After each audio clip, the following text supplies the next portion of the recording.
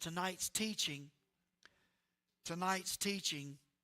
I'm methodically trying to move you into learning how to witness to a Muslim.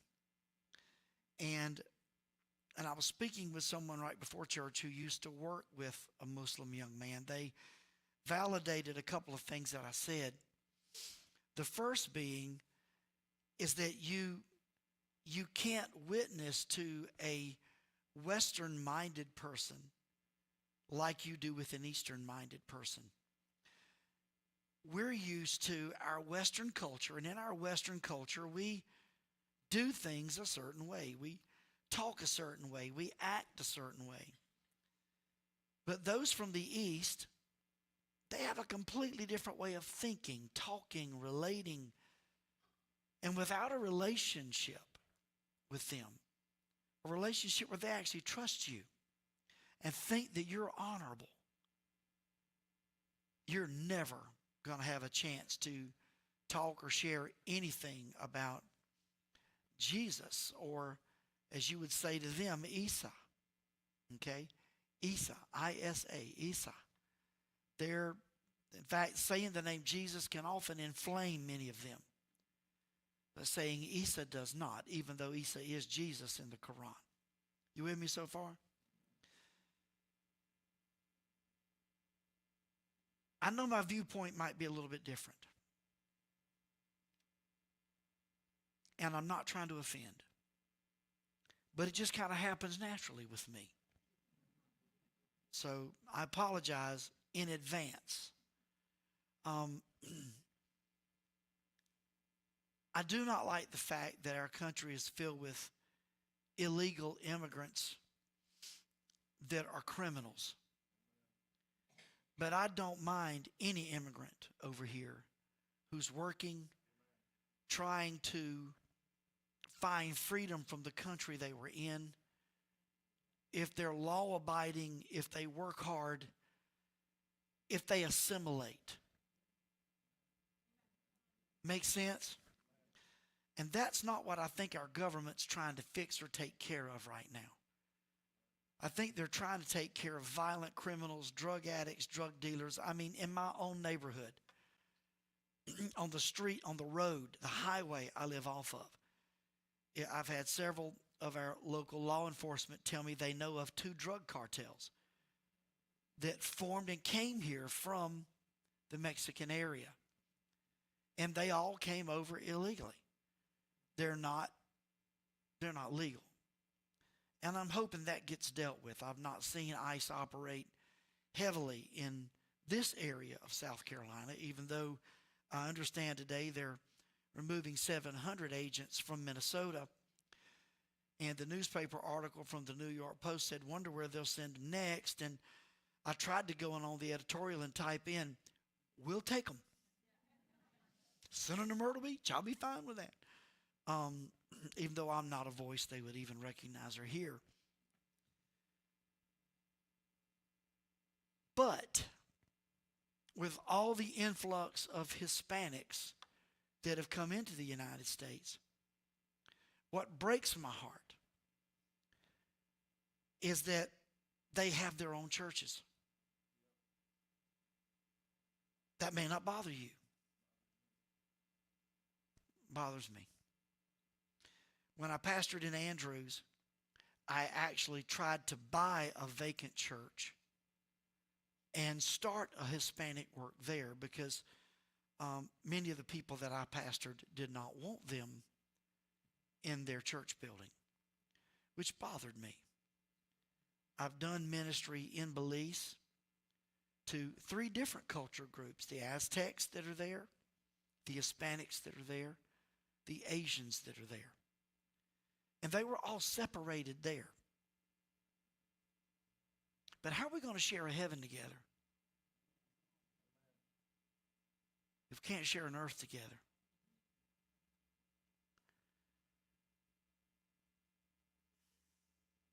I'm trying to choose my words carefully because I'm going to offend no matter what I say. But I'm trying to make it as little an offense as possible. I thank God that there's a new wave of immigrants, legal immigrants coming into the States. And I'm proud of our government for trying to make a easier process than what our great-great-grandparents went through. If you've never read the history or have seen the history of what happened at Ellis Island and how they were treated like animals, like rabid dogs coming into the country, and the paperwork and the red tape they have to go through now to become legal citizens, it's just too much. It's almost impossible, which is why they're coming in illegally. Because y'all know how we are as Americans. You understand that, right? We take something simple and make it so complicated. Do y'all understand what I'm saying? I remember growing up on a farm where we had an outhouse in our backyard. Anybody remember that? Now there's, sewage lines. There's an entire government department that regulates you flushing your commode. And what you've got to do with all that, when the truth of it is it came from the dirt, leave it alone, it'll go right back in the dirt. We've complicated using the bathroom. Imagine how we've complicated trying to become a citizen of the United States. The opportunity for people of another faith to come into this nation is we don't have to go to them to win them to Christ. God sending them here for us to win them to Christ here. But they come, then we don't show them Christ. And it's going to be no different with the Muslim community that has come in. We've been so afraid because their Bible teaches violence. But guys, the Old Testament, if you've not read it in a while, it was pretty violent too, was it not? Until the New Covenant. And the American church has not done a good job. And the American church doesn't do a good job because the pastors don't do a good job. Because pastors in these last days have forgotten that it's our job to feed sheep. Sheep begat sheep. And it's the shepherd's job to feed the sheep so they know how to begat other sheep. It's not the shepherd's job to placate the sheep, or as some churches I know are in right now, they're in what I call their hospice stage. They're just before dying, and the pastors are administering morphine from the pulpit every Sunday, just keeping everybody happy and asleep until they die or Jesus comes. I don't want to be that. And if you want to be that, please renegotiate while you're here. This might not be the church for you. I hope it is. I hope you'll step up and want to change and be a light in a dark world. Let me take you to 1 Corinthians 9:19, and let me show you what the Apostle Paul, what his heart was. Now, was Paul a Jew or a Gentile? Paul was Jewish. And Paul found Christ and the new covenant, embraced both, and his world changed. You know what? Can we pull it up in the New King James? I know I keep throwing curveballs back there at you. I want you to see the heart of our primary apostle who wrote over a third of what we read. I want you to see where his heart was in all this as a Jewish convert to Christianity and what he would say. He would say, though I am free from all men. Now this can be taken many ways. In context, I feel that he's saying, I'm free from the worry of what men think. I'm free from the worry of trying to please anybody except God himself. I'm free from all that religious nonsense. And I have made myself, say it with me, a servant to all. Say that again. A servant to all. a lot of us, our own religious background and landscape stops us from being a servant to everybody. Because we carry with us convictions that are above and beyond what the Bible teaches.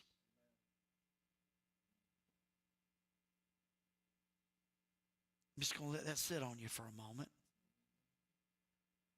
And it's because of those convictions that you cannot reach anybody for Christ.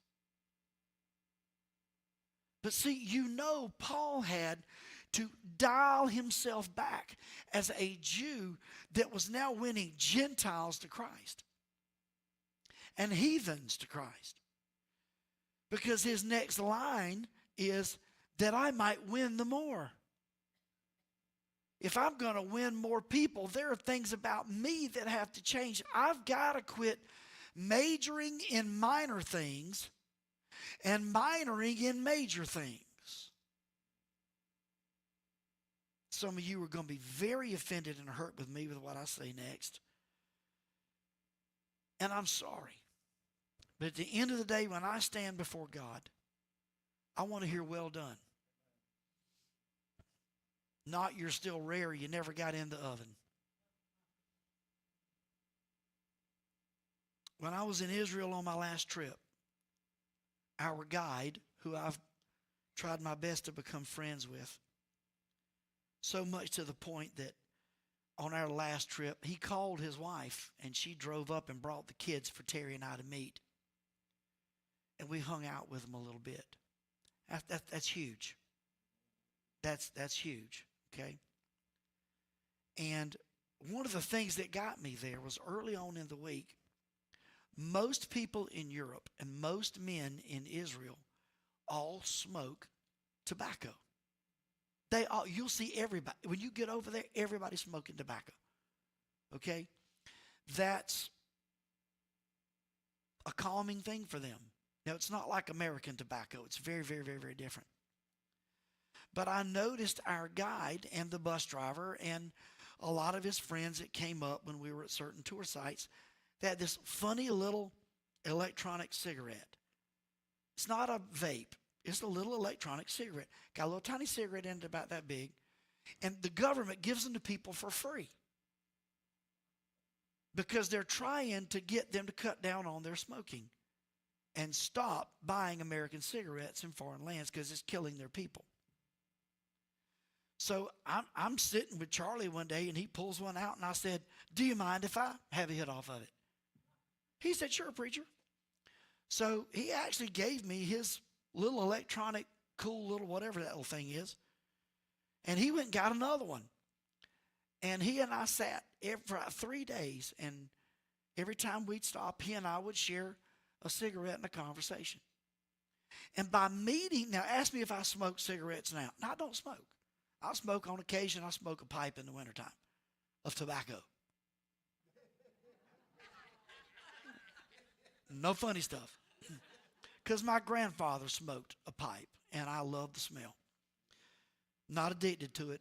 That's not the deal. But because I shared that with him, he opened up to me. And he allowed me to tell him, because everywhere we stop when we go to Israel, Charlie gives the historical side, the Jewish side of what happened here.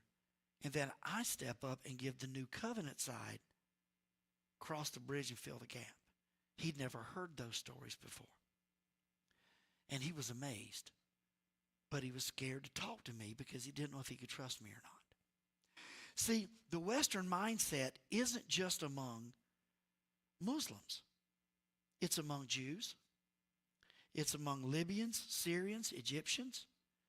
The Western mindset is how they are raised versus how we in America, the Eastern mindset, versus how we in America are brought up with this Western cowboy mindset that is kind of our Army slogan kind of sets it all off. We're an army of one, and they're not.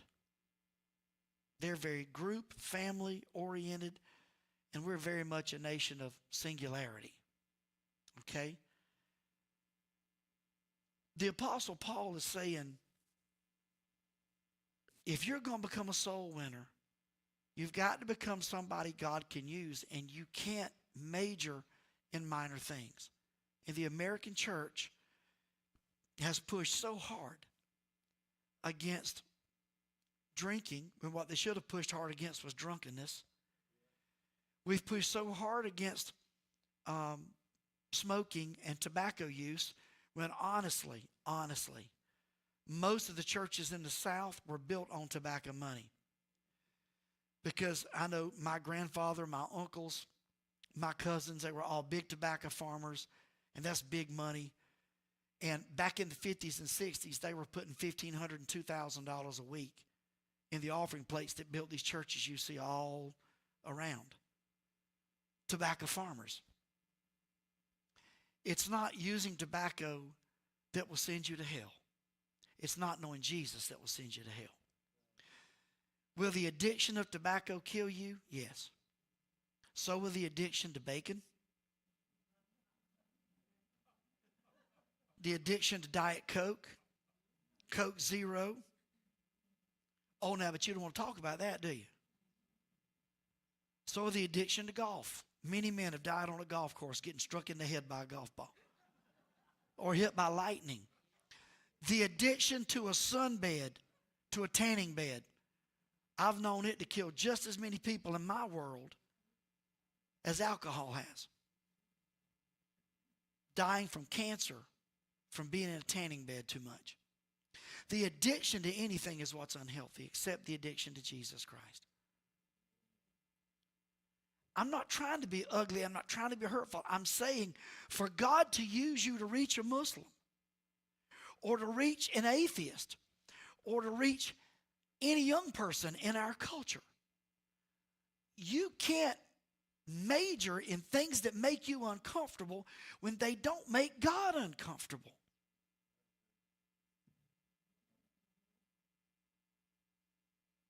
This church has been privileged by God to win scores, I don't even know how many anymore, of homosexuals, lesbians to Christ, because they come in, we love them. We just love them. Guys, the former head of Hell's Angels walked in our church one Sunday when we first started. He didn't sit in service 30 minutes before he was in the altar and gave his life to Christ. And then he was loved on by everybody in the church. 15 years ago. Then he got arrested 2 months later, went to prison. As far as I know, he's still there. But our church loved him. We're a different church today. We're a different group of people today. We have a home now. And you may not realize this, but a church's personality changes when they have a home. A storefront, wandering church loves everybody because they're trying to build a church. But when a church gets a building, all of a sudden people get protective and weird. They do. They start guarding their seat. That ain't your chair. You didn't buy it.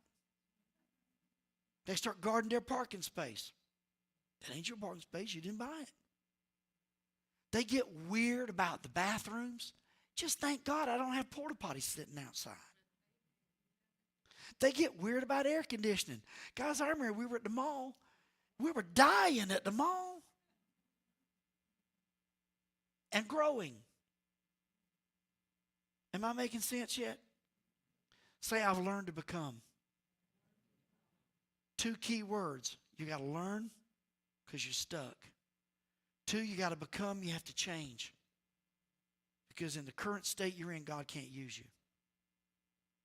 Boy, that's harsh, isn't it?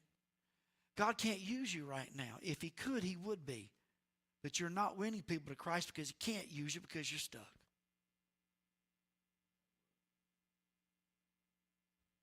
I'm sorry. I'm glad I don't take up offerings on Wednesday night. Let me start walking you through what's going to happen in your life for you to do this. To love on a Muslim, let's start with the generality. You just walk up to one and try to greet them. So on the side screens, if you could pull up that, there you go. When you go to greet someone who is of Eastern culture, shaking hands is an acceptable greeting under certain conditions.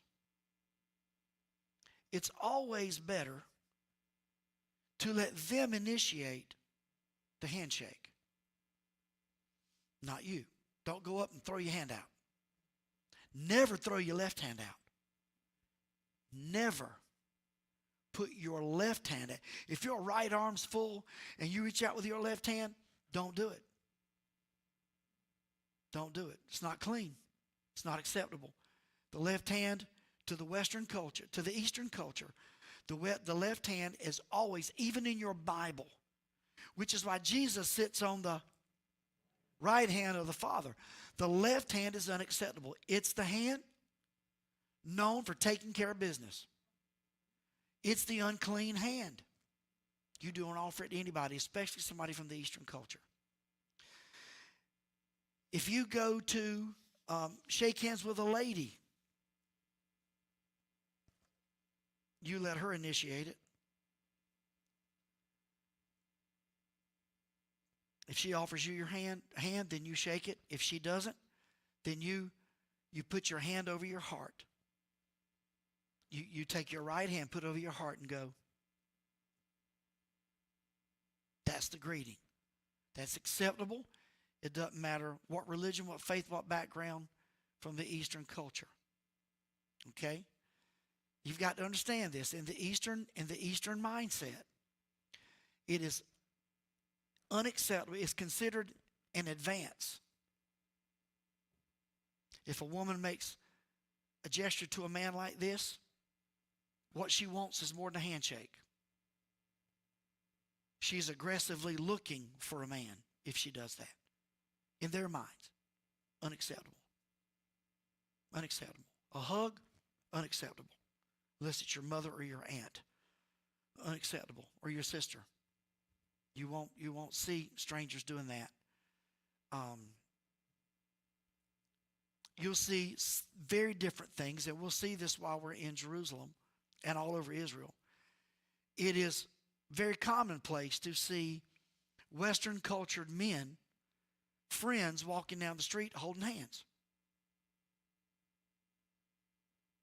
That's a show of friendship. You will see women walking, holding hands. Of course, we see that here, especially if they go to the bathroom together. That's kind of a Western culture thing, isn't it? Our women go to the bathroom together and they'll talk.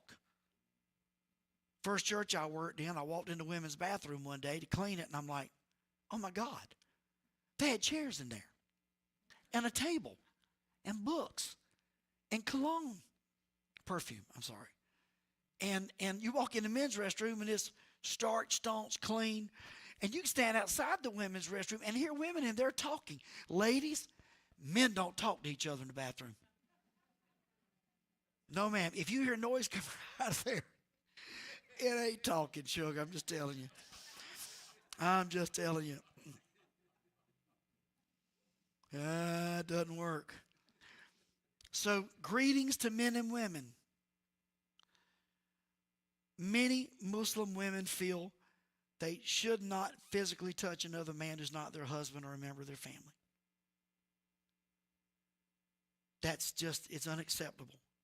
Now, bear in mind, things I'm telling you, if you break these rules, your opportunities to build a relationship with them go out the window. You with me so far? Now, an extremely Muslim woman may refuse to shake another Muslim woman's hand because it would make her ritually unclean, because she doesn't know where that other woman's hand has been. I've seen photos in my research of Muslim women shaking each other's hand, and they had a towel or a rag in their hand to shake another woman's hand. They'd never let their skin touch.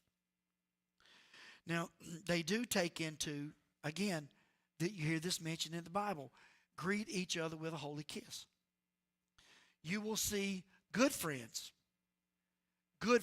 not we just made friends. Good friends, when they greet each other, they will embrace each other by the shoulders, and they will kiss, kiss, kiss, kiss, kiss, kiss, kiss several times.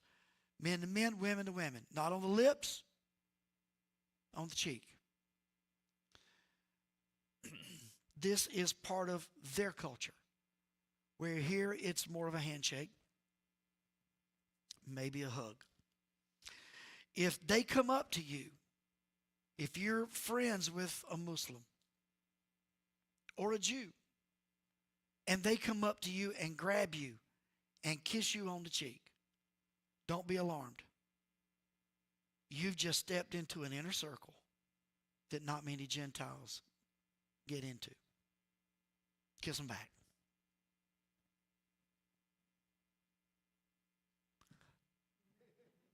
You guys are acting really weird tonight. Greeting phrases. Greeting phrases. What are some common ways to greet? Some common ways to greet where we meet somebody, we say, hey. From the South, it's howdy, whatever. Ritual exchanges for them are, how's your health? How's your family? But if it's Muslim to Muslim, and if they're really, really close to you, they feel a connection to you, they will say, peace be upon you. Peace be upon you. And your gesture back should always be, and upon you be peace. Now, you might think that is weird, but if you go to John 20 and 19, that is just what Jesus said you say to each other. It's just not Western.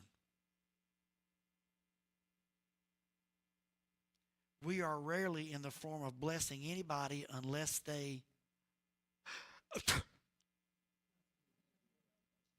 sneeze. Boy, y'all are terrible at filling in the blanks.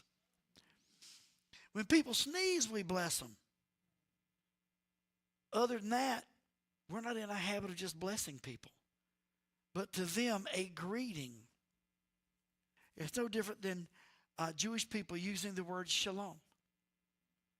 That's peace and blessing be on you and your family.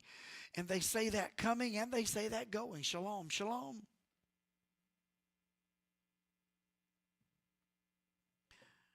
Refreshments. If you go into a Muslim home or a Muslim office, there is a guarantee they will be some of the most hospitable people you will ever meet in your life. When you come in, no matter how poor they are, no matter how rich they are, no matter whether they view you as an enemy or as a friend, you are going to be offered something to drink, usually juice, water, tea, and some occasions coffee. And you will be offered nuts or dried fruits. They will make sure understand, to the Eastern mind, being hospitable and giving you something is honorable. It shows that they are honorable and they are an honorable family. And you've come into an honorable home. And if you don't, if they go to your home and you don't offer them the same thing, they're going to consider you very impolite, confirming what Muslims believe about Americans and Christians, that we are impolite, rude, and self-absorbed. Now, there's some connection, guys. And I'm trying to run it down because some of you will remember this is how your grandparents or great-grandparents operated. I have some Italian friends even here at the church. And we listened to an Italian comedian one night on television. And he was talking about his grandparents, that they always kept, they called it an Entenmann's cake. That they always kept the Entenmann's on the kitchen table. And nobody in the house could eat it. Because the Entenmann's was for anybody who came over. Any guest that walked in the door got offered the Entenmann's and some sort of drink with it. It didn't matter if it was the gas guy coming over to check the gas line. It didn't matter who it was, there was going to be hospitality. America has so changed. I grew up in a home that had a wraparound front porch. Did anybody grow up with one of those? And we never locked our door, except at night before we went to bed. Just in case any of our neighbors coming up and down the road, their car broke down, or if they were out riding on horseback and they needed to stop to use the restroom, or they needed to stop to get something to drink, whether we were home or not, our front door was always left open, and they could go right inside and make themselves at home. And often they would write a note on the little chalkboard Mama had, or something would be put there. Hey guys, stop by, got some lemonade, ate a bologna sandwich, washed up your dishes for you. Have a great day. And for us, it was usually on Sundays because we were at church and a lot of our neighbors were not. And so their kids would be out riding horses or riding their bikes, and they'd stop in while we were not at home. You have to worry about people going through your rooms and robbing you and stealing you blind, because their house was left open too. And you know good and well, if they stole something from you, you're going to go right back down there and take something from them. They kind of knew that. So, but we borrowed everything from anybody anyway. A lot of times my father would look for a disc or for a certain plow, and he's like, oh yeah, Pete's got it. And we'd have to run 5 miles down the road to get it off from another farmer who'd borrowed it and forgot to return it. We shared things because we were a group, a unit. We were not individuals. But in America, we've gone from front porches to back decks and privacy fences. We scream, stay away from me. Anybody remember when we used to have a thing called the welcome wagon? Yeah, that wagon left. Didn't it? When you move in a neighborhood now, every phone call, every piece of mail you get from the power company sells your name and address to every vendor in town that wants to buy that mailing list. So you get inundated with Anderson windows, air conditioning companies, plumbing companies, restaurants, everybody wanting to take something from you, not somebody wanting to give something to you. It is so bad that we had some neighbors moving down the street, and I forget who it was in the church had baked us a beautiful lemon cake. It was a good lemon cake. I didn't want to give any of it away. Man, I mean, it was good. Sue, it might have been one of your lemon cakes. I don't know. But we had a new neighbor move in, and I wrapped up half that lemon cake, and I thought, I'll invite him to church. Give away part of this lemon cake. God, you know it's a sacrifice. Honor me, God. And I remember I stopped my car down there in my truck, and I went up, knocked on the door, introduced myself, told them where I lived, offered them the lemon cake, and they handed it right back.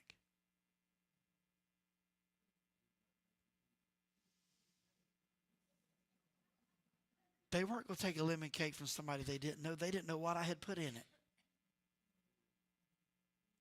So from that point on, when I deliver cakes to my neighbors now, I go to Walmart. I buy the cheapest thing possible.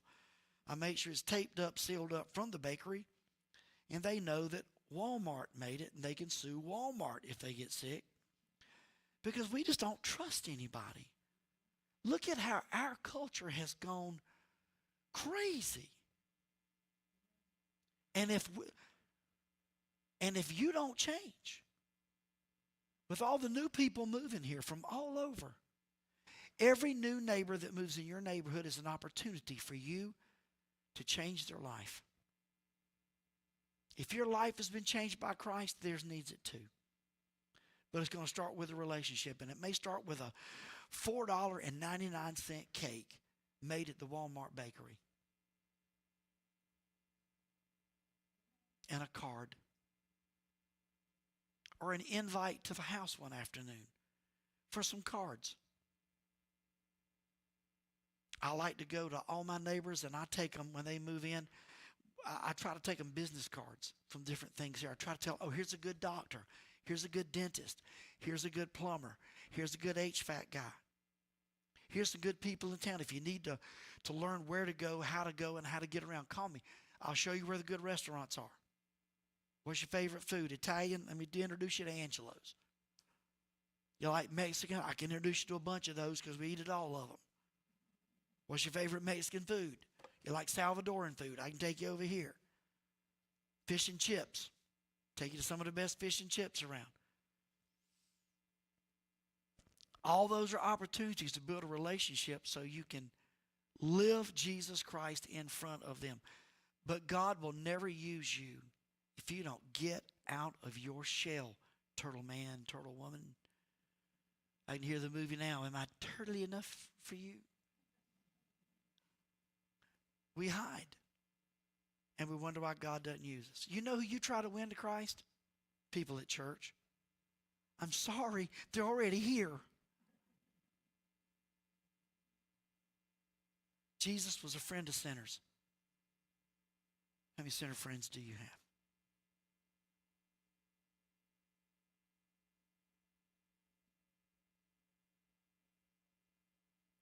Let me read this to you. Straight from a book that I'm going to share with you tonight in case you want to buy it or buy a copy of it online. You're not getting my copy. It may not even be in print anymore. It says, while we lived in Lebanon, my wife and I were invited to the home of one of my students. This man's a college professor. He was a college professor in Lebanon. He and his family lived in a dilapidated Palestinian refugee camp just south of Beirut. Although they were poor, when we went there, they served us on their best dishes and set the largest portions of food in front of us. Even their friends came by to greet us. In every Muslim home I've ever visited, this scenario was repeated. On several such visits, I or one of my family members made the mistake, watch this, made the mistake of going in these poor people's homes and bragging on an object in their home and telling them how beautiful it was, only to have it wrapped up and given to us as a gift on our way out the door. Hospitality and generosity are the two most valued attributes of Eastern culture. Every host, no matter how poor, wants to be known as hospitable and generous. A lack of those subtracts from their family honor, which is to be avoided at all cost. Be appreciative when you go in their home, but be careful what you admire. You might be taking it home with you. When they visit you, set out nice dishes, serve fruit, nuts, sweets, tea. Listen to this. Be prepared for a long visit, often several hours. And don't be the first to suggest that the visit is over. Now, if you come visit with me, 9 o'clock comes, 9:15 comes, I'm going to look at you. You can ask my friends that come over. Ask my lovely wife because she laughs every time. 9:15 rolls around, I'll look at you and say, you lovely people can stay as long as you want to and make yourself at home. But I'm going to bed. And I leave. I tell you to turn the lights off on your way out. And I go to bed. You burn the house down for all I care. I'm going to bed. That's just me. But if I'm going to reach people of this, guess who's got to change? Me. See, I'm not just talking to you. I've got some ways I'm set in. Are you? 3 of you are. The rest of you trying to figure out whether you can tell the truth or a lie, right? Listen, when visiting someone's home for the first time, you always take a gift. Candy or flowers are recommended. Candy or flowers. And when you leave, you're probably going to be given a container with some of the food that was served. If you ever go to Bill and Linda Wheelhouse's house, Bill and Linda buy huge stacks of takeout boxes and plates. And when you leave their home, they pack you up. They watch what you ate. And whatever you acted like you enjoyed and ate the most, they pack it up all for you. Everything's packed up and given to you to take home with you. So if you ever go to their house and there's something that you don't like that you're eating, don't lie and act like you liked it, because you'll be taking all of it home with you. Okay? This mindset, it's like this Eastern mindset we all, through our generations, had at one time, but we've lost it over time. How many times have you let food go bad in the refrigerator that somebody else could have eaten? I've made up my mind after studying through this week that Terry and I are going to find out where Bill and Linda get those takeout boxes from. I'm already hearing Sam's come right back up here at me. It's like you guys prophesying stuff. It's crazy. I'm going to go buy a stack of them and put them at the house. Because I don't do that. God, forgive me for being so inhospitable sometimes. When they give you this container, look at what they say. For a Muslim family, an Eastern mindset family, never return the container back to them empty. Always put something in it. Sweets, candy, or a food that you have made that you know they enjoy. This brings us to the next section. How do I deal with the Eastern mindset with gifts? Gifts are expected because they carry greater significance and weight to an Eastern cultured person. Especially if you're their friend and you've just come back from a long trip, it better be a bigger, better gift. Now, and the closer you are to that person, the more expensive the gift better be. But here's the other side of that knife. You've got to keep the gifting, number one, on a level they can afford. Don't give an expensive gift to a poor family, because they are honor bound to give you a gift of like value. And they may have to sell something or go in debt, because honor is what matters to them. You understand? So always make sure the gifts are even. Does that make sense? Now, food and drink. They believe, unfortunately, poor people, God help them, they believe that eating pork is against what God's told them to do. I feel so sorry for them and for the Jewish people in that respect. But the Jewish people, did break that law. And when you go to Israel with me and I take you, if we go over to the Gadarenes, where the demons went to pigs and the pigs went and drowned themselves. The Jewish people traveled across the lake to eat sweet tea and Rooster's barbecue, and they got over there. They hid it. Y'all know what law makes you do, right? Law makes you hide your sin.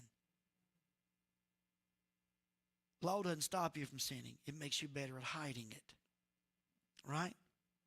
I won't ask for a show of hands, but I remember as a kid the speed limit, used to be 65, 75. I remember when the speed limit was 88 on a portion of highways in South Carolina. I've got a Polaroid of it. And then Jimmy Carter came into president. Anybody remember Jimmy? Yeah, the peanut from the South. We didn't elect him. Anyway, he had the speed limits reduced to 55. And people still drove 88. But if y'all remember, that was the initiation of radar detectors. Y'all remember that? And everybody I think in our church had a radar detector mounted up in their car. But if breaking the laws of man is a sin for you, and you own a radar detector,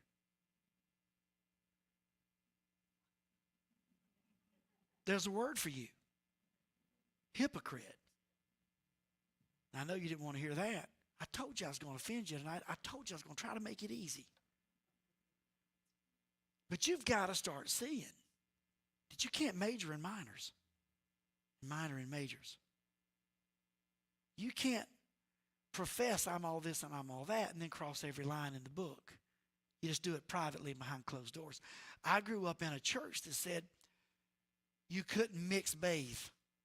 Now, to me, if I'm bathing, there's a bar of soap involved. But in the denomination I was in, it meant you can't swim with the opposite sex. So any family in the church that had a swimming pool, they were automatically heathens. You were automatically a heathen. One man in our church, I kid you not, dug out and built a swimming pool in his backyard. Beautiful, big swimming pool. Caught so much heat from the people in the church that he built a roof over it, made a basement out of it, and a bomb shelter. It never saw water. To this day, in his backyard, his basement full of junk. He caught so much heat from people in the church. That's a shame, guys. You hear me?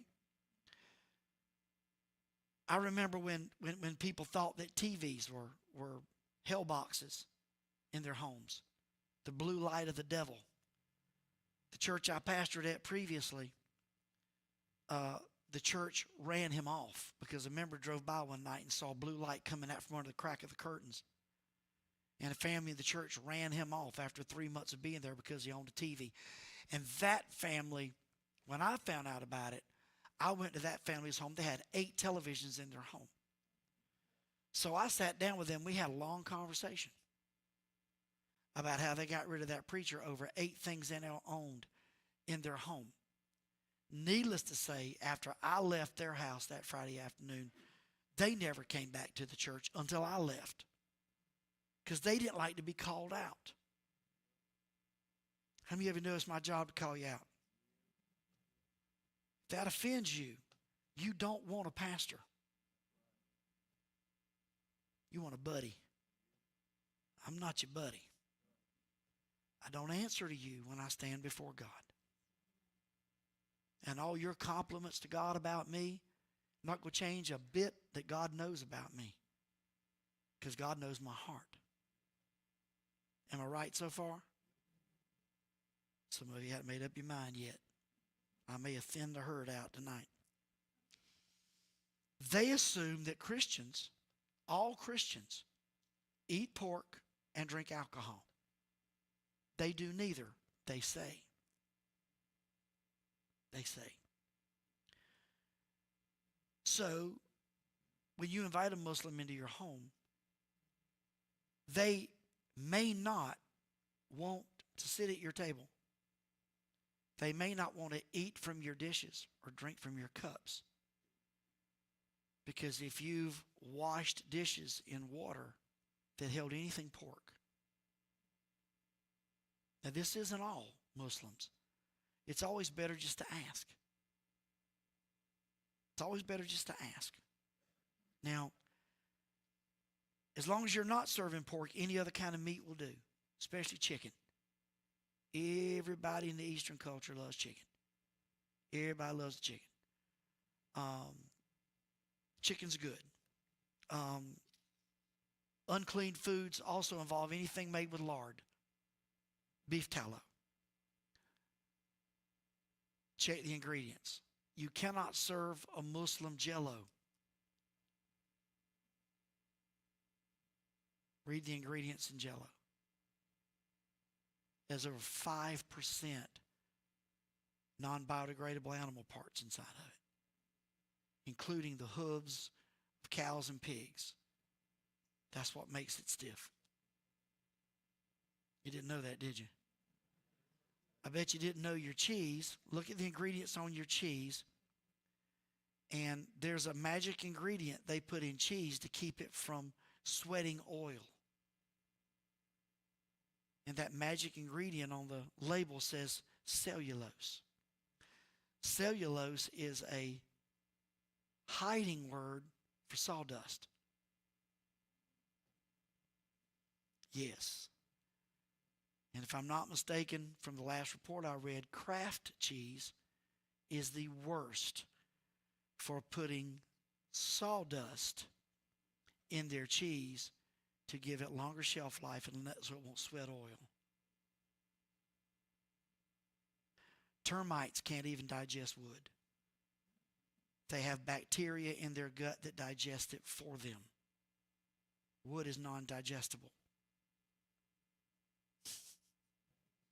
You'd be shocked what we eat and what it's made from.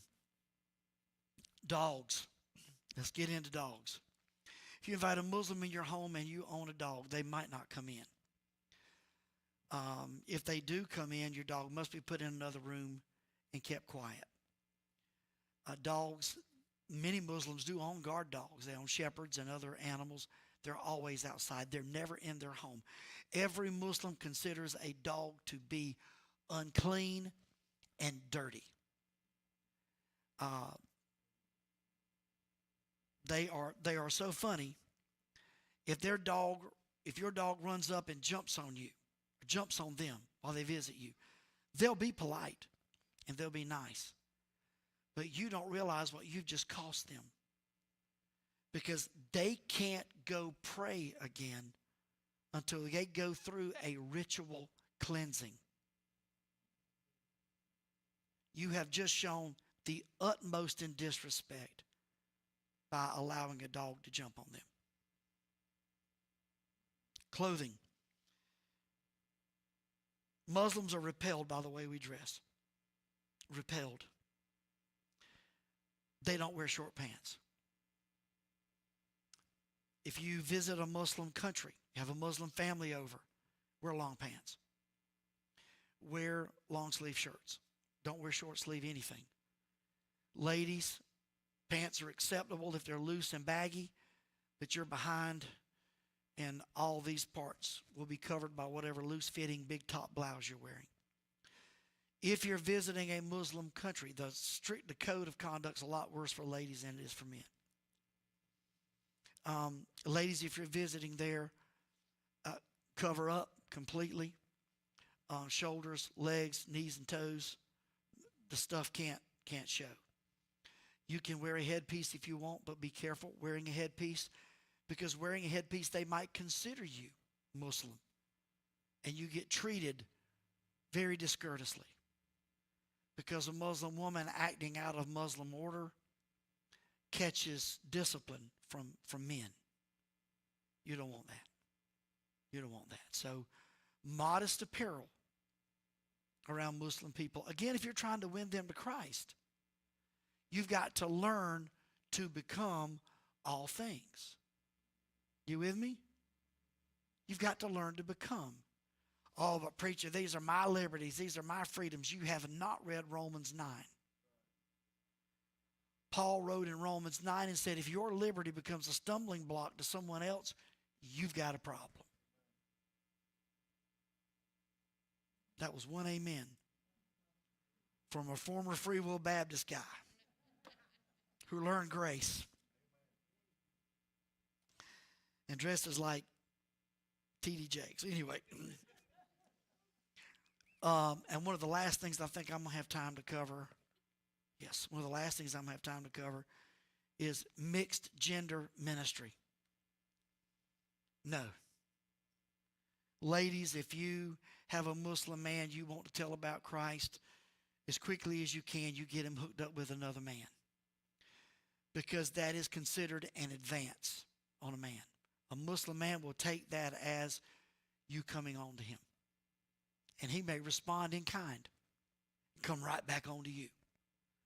And it's the same thing with both sexes. It's a no-no in their mindset, in their culture. Make sense, guys? And we'll pick up right here next week, and I'll run you through the rest of this list I want to close out tonight by telling you your gift for being part of this Wednesday night study. I have a gift to you. Our bookstore and our clothing and merchandise outside, they're all yours tonight, and they're all free.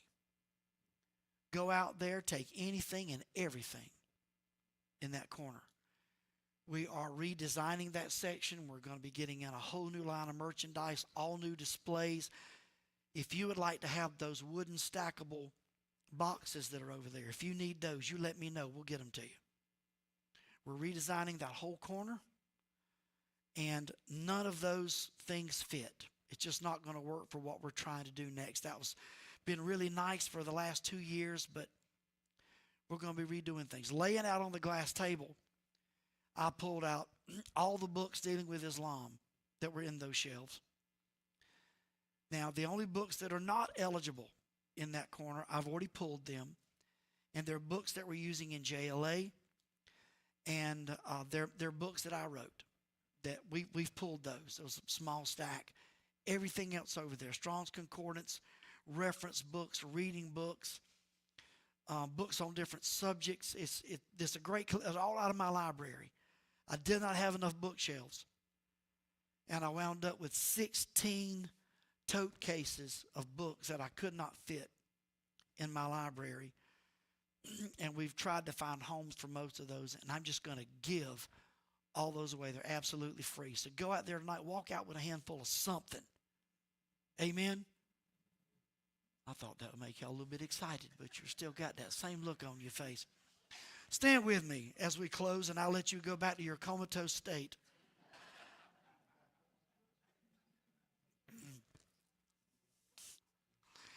Heavenly Father, I rebuke whatever this is that's fallen over them tonight. I appreciate you coming out and hearing these talks.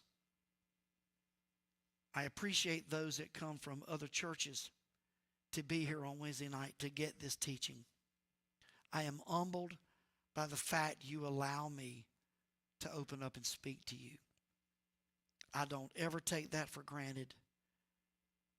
I'm amazed, honestly, that I say some of the stupid things I say, and you still come back.